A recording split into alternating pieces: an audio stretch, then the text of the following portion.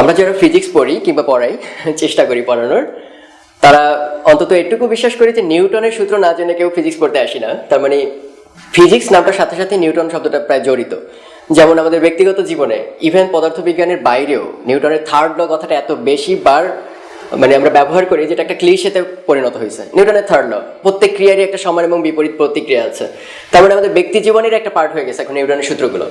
তো যেহেতু কোনো সূত্রই যখন আমাদের ব্যক্তিগত জীবনের পার্ট হয়ে যায়, তখন আর সূত্র থাকে না। তোমরা এর আগেও খেয়াল করছো নিশ্চয়ই যে মহান আইনস্টাইনের নাম তোমরা জানো সবাই। তো আইনস্টাইনের একটা বিখ্যাত উক্তি ছিল যে আপেক্ষিকতা কি।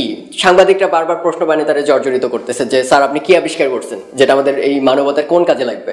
তখন আইনস্টাইন বারবার বলতেছে এটা হচ্ছে space time curvature, general theory of রিলেটিভিটির অনেক অনেক কঠিন কঠিন টার্ম ইউজ করা শুরু করলেন, এবং যথারীতি সাংবাদিকরা কিছুই বুঝতে পারতেছিলেন না। তখন আইনস্টাইন সহজ করে বুঝাইলেন যে আপনি দেখছেন নিশ্চয়ই আপনার লাইফে এমন কিছু মোমেন্ট আসছে যেটা অত্যন্ত সুখের মুহূর্ত।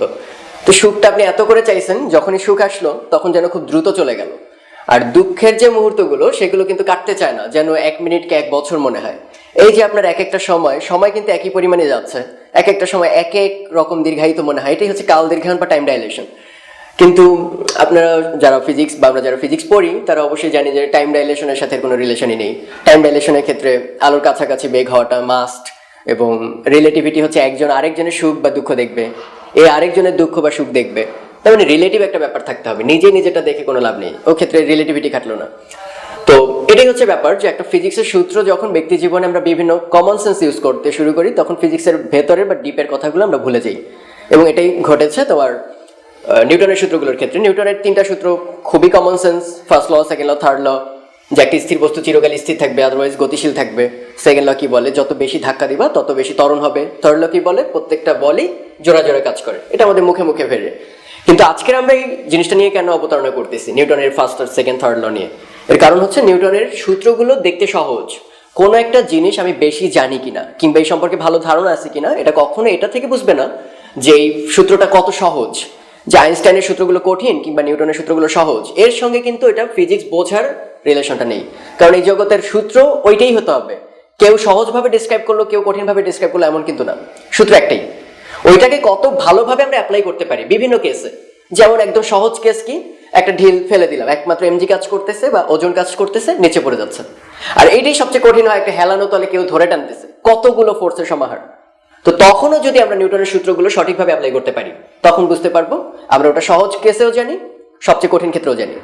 তো ওইটাই হবে আমাদের টার্গেট, যে নিউটনের সূত্রগুলো ক্লিশে বা খুব চর্বিত চর্বণ পর্যায়ে যে চলে গেছে, তা থেকে একটু বের হয়ে নিউটনের সূত্রের পিটফলগুলো কি কি এবং এটা কি কি জিনিস আমাদের স্পেশালি মনে রাখা উচিত, সেই জিনিসগুলো নিয়ে আজকের আলোচনা হবে। তো শুরুতেই শুরু করতেছি নিউটনের গতির সূত্রগুলোর প্রথমটা। নিউটনের প্রথম সূত্র, Newton's first law. Third law, first law বলতে একটু ভাব আসে, হ্যাঁ। প্রথম সূত্র, দ্বিতীয় সূত্র নামে খুব বেশি পরিচিত না এগুলো। তো নিউটনের প্রথম সূত্র জানেন এমন খুব কম মানুষই আছে যে এটার আরেক নাম তোমরা শুনছো জড়তার সূত্র বা ল অফ ইনার্শিয়া। জড়তার সূত্র। তো জড়তা কি জিনিস, এটার আবার সূত্র কি, একটু আমরা পরে ডিটেইলে যাব। তার আগে সূত্রটা কি? সূত্রটা হচ্ছে এই যে এই বস্তু জগতে বা আমাদের ওয়ার্ল্ডে একটা বস্তু যদি স্থির থাকে, যদি তুমি দেখো স্থির, আমি আবার বলতেছি যদি স্থির থাকে, কথাটা কিন্তু একটু অন্যরকম। একটা বস্তু স্থির নাকি স্থির না, এটাও কিন্তু কাউকে মাপতে হয়, এবং সেই স্থির কিনা তার সাপেক্ষে এই ব্যাপারটা কিন্তু খেয়াল করার বিষয়। তো নিউটনের সূত্র শিখতে গিয়ে আমাদের এই জিনিসগুলো আজকের মেইন কনসার্ন থাকবে, যে আমরা যে কথাগুলো কমন সেন্সে ধরে নিই। তোমরা যারা অলরেডি ফিজিক্স বা যে কোনো সায়েন্স শিখছো তারা অনেকেই শুনছো 7 দিনে পদার্থবিজ্ঞান শেখানো হয়, 7 দিনে কোর্স কমপ্লিট করা হয়, 24 ঘন্টার মধ্যে প্রোগ্রামিং শিখাই দেওয়া হয়।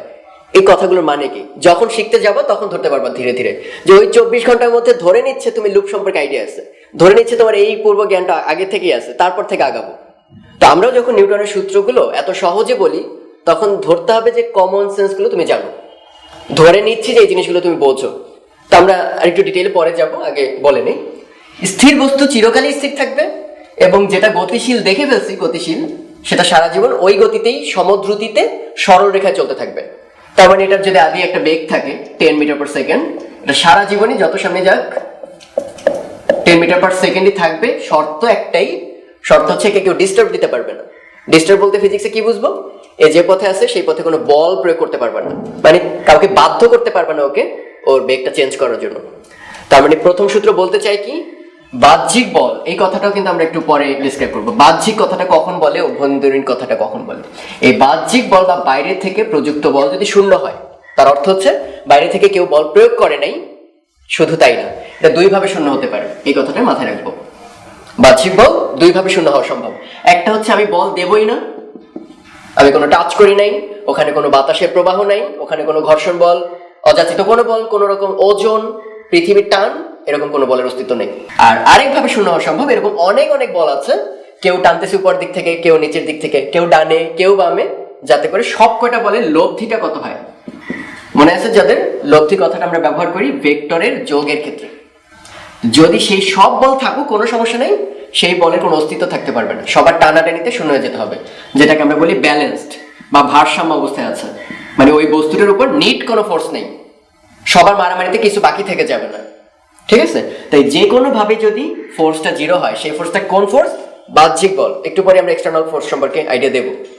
ওকে, এটা যদি শূন্য হয় তাহলে তাকে কেউ ডিস্টার্ব দিচ্ছে না, সে যেমন আছে তেমনই থাকতে চায়। তার মানে একটা বস্তুর নিজের অবস্থা কোন স্টেটে আছে, সেই নিজের অবস্থা আনচেঞ্জড রাখার বা অপরিবর্তিত রাখার যে ইচ্ছাটা, আনচেঞ্জ রাখার টেন্ডেন্সি বা প্রবণতা, এটাকে আমরা বলবো ইনার্শিয়া বা জড়তা। এবং কমন সেন্সে খেয়াল করো, আমরা শুরু থেকে দুইটা নাম বলতেছি। স্থির বস্তু চিরকাল স্থির থাকে, আর গতিশীল বস্তু সমদ্রুতিতে সরল পথে। কেন কথাটা বলছি একটু পরে বলি। বাট স্থির বস্তুর ক্ষেত্রে স্থিরতা এবং গতিশীল বস্তুর ক্ষেত্রে কি সবসময় গতিশীল থাকার টেন্ডেন্সি। সো এই যে তার টেন্ডেন্সি বা প্রবণতা, এই ব্যাপারটাও দুই প্রকার। একটা হচ্ছে স্থিতি জড়তা, তার মানে সে স্থির ছিল স্থিরই থাকতে চাবে, আর আরেকটা হচ্ছে গতি জড়তা, তার মানে সে গতিশীল ছিল, কেউ তাকে ডিস্টার্ব দিচ্ছে না, অতএব আমি এই অবস্থাতেই থাকবো। তো কেন এই সূত্র দেওয়ার প্রয়োজন হলো এবং এর সম্পর্কে আমরা একটু ইতিহাস বলার চেষ্টা করতেছি। তোমরা অনেকেই হয়তো জানো না যে নিউটনের তিনটা সূত্রের তিনটাই কিন্তু নিউটনের সূত্র না। নিউটন পরে এগুলোকে ফর্মুলা আকারে সাজিয়েছেন। তোমরা এরকম আরো বড় হয়ে শুনবা, ম্যাক্সওয়েলের 4টা সমীকরণ আছে ইলেকট্রোম্যাগনেটিক্সে। সেই ম্যাক্সওয়েলের 4টা সমীকরণ ম্যাক্সওয়েলের দেওয়া না। প্রথম সূত্রটা হচ্ছে গাউসের সূত্র, দ্বিতীয়টা কুলম্বের, এরকম আরেকটা ফ্যারাডের সূত্র। ওগুলোকেই সে সূত্র আকারে গ্রন্থবদ্ধ করছে, সূত্র বাদ দিয়ে সে ম্যাথমেটিক্যাল ইকুয়েশনে দেখাইতে পারছে। তো এই থেকেই তাকে আমরা নাম দিচ্ছি ম্যাক্সওয়েলের 4টি সূত্র। একইভাবে নিউটনের প্রথম, দ্বিতীয়, তৃতীয় সূত্র নাম দিলেও নিউটনের প্রথম সূত্রটা নিউটনের দেওয়া না, কার দেওয়া এবং তিনি কিভাবে প্রমাণ করলেন সেই সম্পর্কে আমরা একটা আইডিয়া দিয়ে নিই, তারপর আমরা ডিটেইলে ঢুকবো।